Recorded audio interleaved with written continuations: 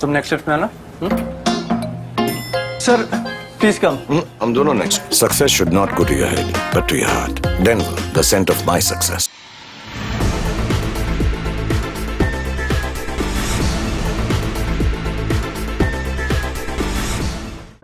नमस्कार, मैं वैष्णवी, आप देख रहे हैं प्लस न्यूज। आइए नजर डालते हैं आज की हेडलाइंस पर।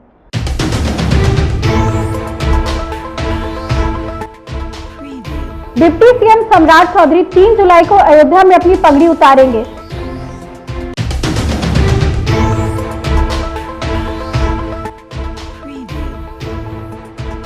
जदयू ने भगवान सिंह को बिहार विधान परिषद का उम्मीदवार बनाया।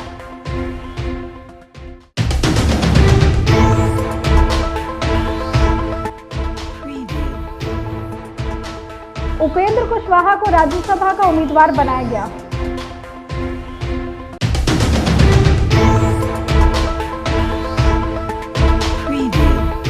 अब खबरें विस्तार से। बिहार के डिप्टी सीएम सम्राट चौधरी ने बड़ा खुलासा किया। उन्होंने बताया कि कैसे सीएम नीतीश कुमार को मुख्यमंत्री पद से हटाए बिना उनका प्रण पूरा हो गया। दरअसल बीते दिन पटना के सड़कों पर होर्डिंग लगाकर इस बात की जानकारी दी गई कि सम्राट चौधरी 3 जुलाई को अयोध्या में अपनी पगड़ी को उतारेंगे। इसको लेकर सम्राट चौधरी ने बड़ा खुलासा किया। उन्होंने कहा कि 28 जनवरी को बिहार में एनडीए की सरकार बनी। नीतीश कुमार ने इस्तीफा दिया और इस्तीफा देने के बाद हमने कहा था कि अब इस पगड़ी की आवश्यकता नहीं रही है। इस्तीफा देने के बाद हमने ये कहा था कि अब इस मुरेठे की आवश्यकता नहीं रही और प्रभु श्री राम के चरणों में जाकर मैं अपने मुरेठा को समर्पित करूंगा। तो मैं आज जा रहा हूं। चुनाव कार्य के बीच में नहीं जा पा रहा था। अब मैं चुनाव खत्म हुए हैं और बिहार की जनता ने 75% मार्क्स के साथ 40 में 30 सीट जिताने का काम किया। बिहार की जनता को भी धन्यवाद देता हूं। लेकिन हमारा जो कमिटमेंट था कि नीतीश कुमार जी मुख्यमंत्री पद से हटेंगे, तो 28 जनवरी को ही हटकर और वो हमारे साथ आकर फिर से मुख्यमंत्री बने, हमने इसका स्वागत किया। तो क्या सरकार की बदली का मुख्यमंत्री के मैंने क्या कहा था ये तो समझिए। आपके चैनल ये चला रहे हैं कि अधूरा नहीं है। हमने मुख्यमंत्री नीतीश कुमार जी को पद से हटाया, गठबंधन से अलग किया और तब जो है वो मुख्यमंत्री बने जब एनडीए का समर्थन प्राप्त हुआ। बिहार विधान परिषद की खाली हुई एक सीट के लिए नीतीश कुमार की पार्टी जदयू ने पूर्व मंत्री भगवान सिंह को उम्मीदवार बनाया। भगवान सिंह कुशवाहा ने नामांकन पत्र को भी दाखिल कर दिया। नामांकन के दौरान बिहार विधान परिषद के सचिव के कार्यालय में मुख्यमंत्री नीतीश कुमार, डिप्टी सीएम सम्राट चौधरी, संसदीय कार्य मंत्री विजय चौधरी सहित एनडीए के कई नेता उपस्थित रहे। इसके लिए उन्होंने मुख्यमंत्री नीतीश कुमार को धन्यवाद भी दिया। बता दें कि 12 जुलाई को मतदान होगा। उसी दिन वोटों की गिनती कर चुनाव परिणाम की घोषणा की जाएगी।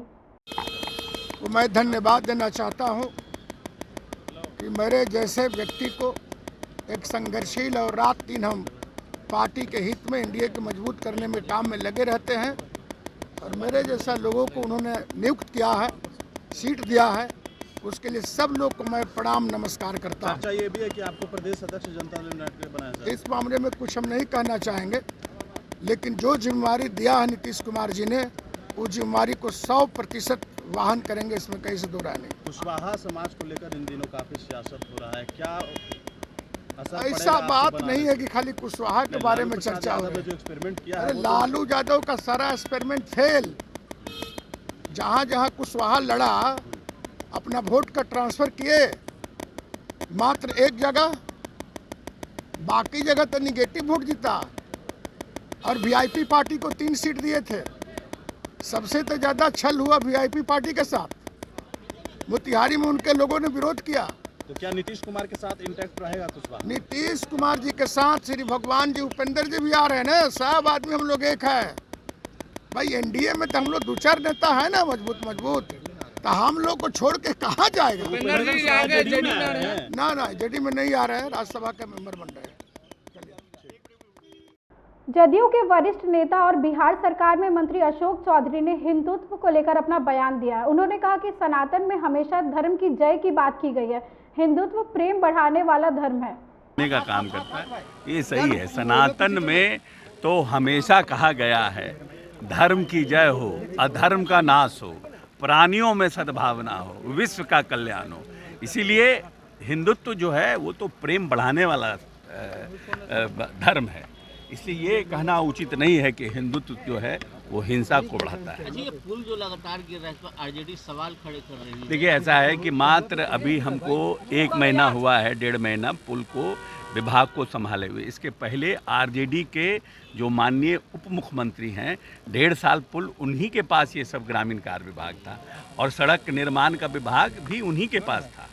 इसीलिए उचित जवाब तो वही देंगे, क्योंकि 1.5 साल से पुल, ऐसा है कि पुल का निर्माण तो अभी 1 महीना 1.5 महीना में हुआ नहीं है, और जो पुल गिरे हैं वो सिर्फ एक पुल का निर्माण में कहीं ना कहीं कोताही समझी जा सकती है, और उस पर जांच कमेटी गठित है और मैं समझता हूं कि वो जांच 1 हफ्ते के अंदर आ जाएगा। ऑलरेडी उस पर हम लोगों ने 3 अभियंताओं को निलंबित किया है, और जो ठेकेदार है उनके ऊपर भी हम लोगों ने FIR का निर्णय किया है। लेकिन हम लोग एनडीए ने आरएलएम के राष्ट्रीय अध्यक्ष उपेंद्र कुशवाहा को बिहार से राज्यसभा का उम्मीदवार बनाया है। वहीं राज्यसभा के उम्मीदवार बनने के बाद उपेंद्र कुशवाहा ने पहली बार प्रतिक्रिया दी है। उन्होंने इसके लिए भाजपा सहित एनडीए के तमाम घटक दल के धन्यवाद दिया है। बिहार के माननीय मुख्यमंत्री नीतीश कुमार जी, JP नड्डा साहब, अमित शाह जी, चिराग पासवान जी, मांझी जी, सब लोगों के प्रति मैं धन्यवाद ज्ञापित करता हूँ। एनडीए ने यह फैसला लिया। सर, क्या लग रहा है कि अब कुशवाहा समाज का वोट हम ले रहे हैं, हमें मिल रहा है, कैसे देखते हैं? इस पर डिवीजन की बात हो रही है। यह चुनाव आने दीजिए, में पता चल जाएगा। लोकसभा चुनाव में थोड़ा कन्फ्यूजन उन लोगों ने बनाने का प्रयास किया और निश्चित रूप से इसमें सफलता भी उनको मिली। एक एनडीए इस बात को लेकर के लग रहा होगा कि विधानसभा में भी हो जाएगा। विधानसभा में पूरी मजबूती के साथ एनडीए गठबंधन चुनाव लड़ेगा। पूरी मजबूती के गठबंधन ने सामूहिक रूप से फैसला लिया है। इस बात के लिए मैं भारत के प्रधानमंत्री जी को, बिहार के मुख्यमंत्री नीतीश कुमार जी को और तमाम एनडीए गठबंधन के जो दूसरे नेता हैं, अमित शाह जी हों, नड्डा साहब हों, मांझी जी हों, चिराग पासवान जी हों, सब लोगों के प्रति मैं धन्यवाद ज्ञापित करता हूं।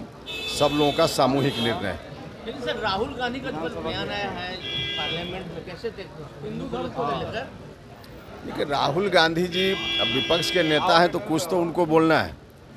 कोई मटेरियल उनके पास नहीं है तो अनर्गल बात जो उनको लोग बता देता है वही बोलते हैं, तो इस रूप में उनकी बात का कोई मतलब नहीं।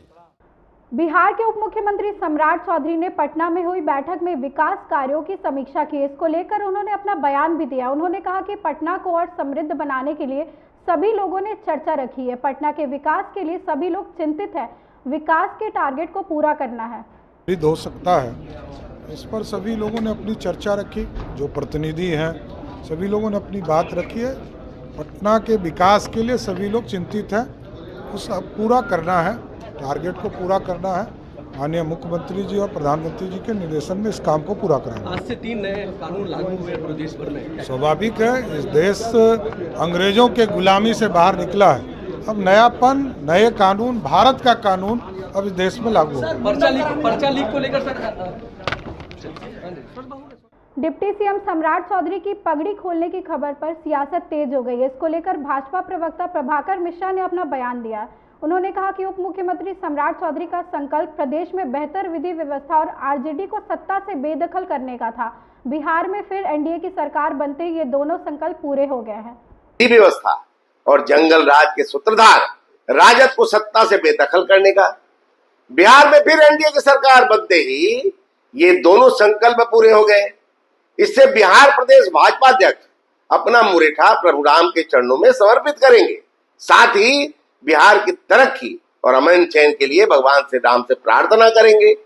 वे प्रभु राम से प्रार्थना करेंगे कि बिहार में फिर कभी जंगल राज की वापसी न हो। बरसात के मौसम आते ही वज्रपात का कहर देखने को मिल रहा है। ये ताजा मामला कहलगांव प्रखंड अंतर्गत लगमा पंचायत के जठियाना गांव का है। मंजली देवी नाम की एक महिला बैंक से घर आने के क्रम में वज्रपात की चपेट में आ गई। वज्रपात की चपेट में आने से उसकी मौत हो गई।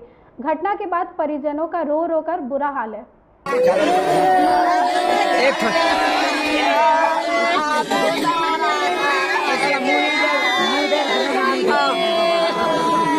हाँ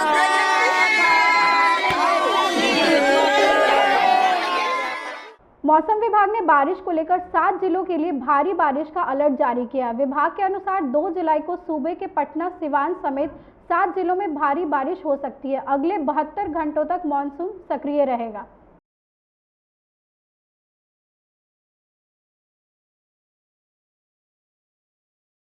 आज की खबरों में बस इतना ही। आगे की खबरों के लिए देखते रहे प्लस न्यूज। मुझे दीजिए इजाजत। नमस्कार।